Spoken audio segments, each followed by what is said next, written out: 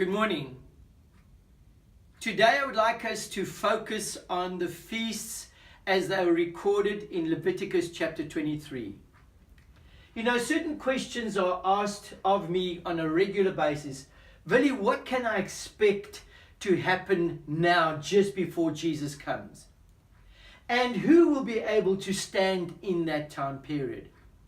And I want you to notice, in order for us to see what is going on and how we can be prepared for that time period, I would like us to look at the feasts that God instructed the Jewish nation to keep. Now, there are three main feasts recorded in Leviticus 23.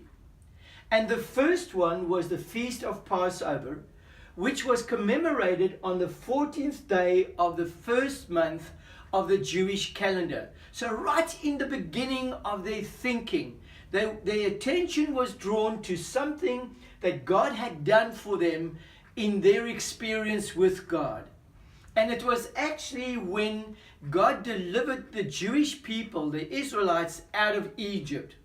And on the very last evening of their dwelling in Egypt, God had instructed them to place blood on the doorposts of their homes.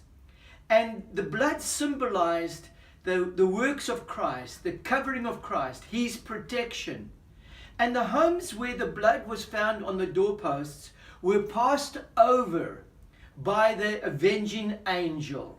So when the avenging angel went throughout the land of Egypt, in every home where there was blood on the doorpost, they would be secured. And it's interesting, dear friends, that actually answers the question here about who will be able to stand.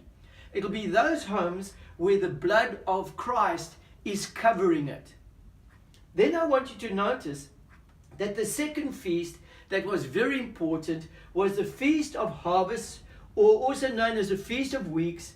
And it was a time period in which they celebrated the way in which God looked after them.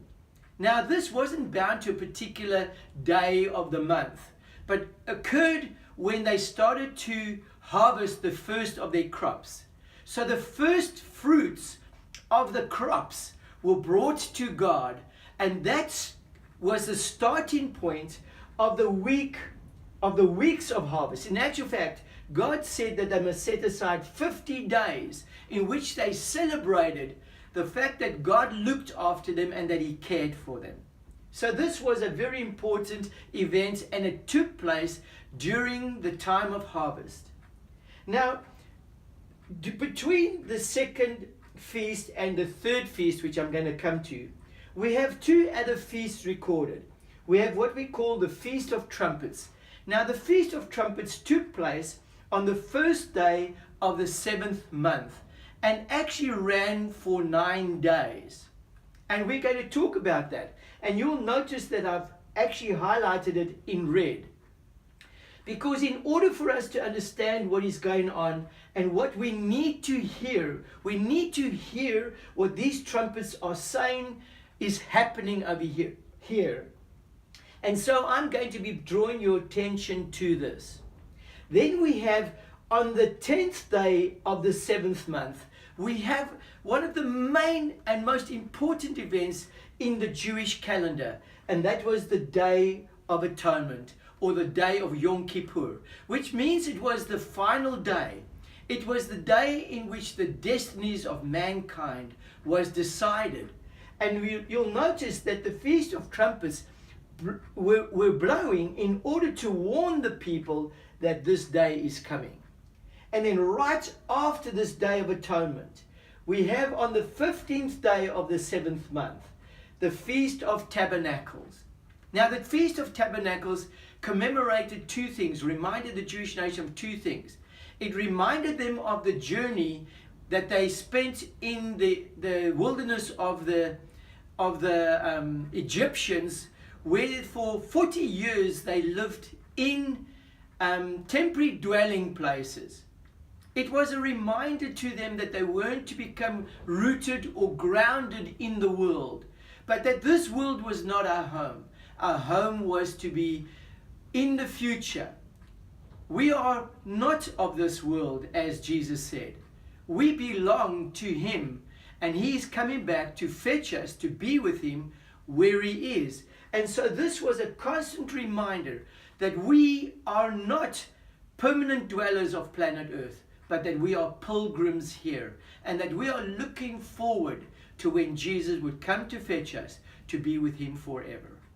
So we see here that we have feasts that are very important, and I haven't gone into the detail of each one, but in the future, in next year, I am going to start our year off by looking at the Feast of Trumpets. Now, over the next few videos, I'm actually going to be breaking away from our study of the timeline. And I'm going to be introducing a few subjects that I think you will enjoy to help us to celebrate the incredible event that took place on planet Earth so many years ago here in Bethlehem. And that was the birth of Jesus Christ, our Savior. I hope that you will have a wonderful festive time, and that you will use this time as you break away from work to think about Christ, to rededicate yourself to Him. And as you enjoy the next few videos, I hope that they will help you to start off your new year by a new and lively and powerful experience with Jesus Christ. May God bless you in this time.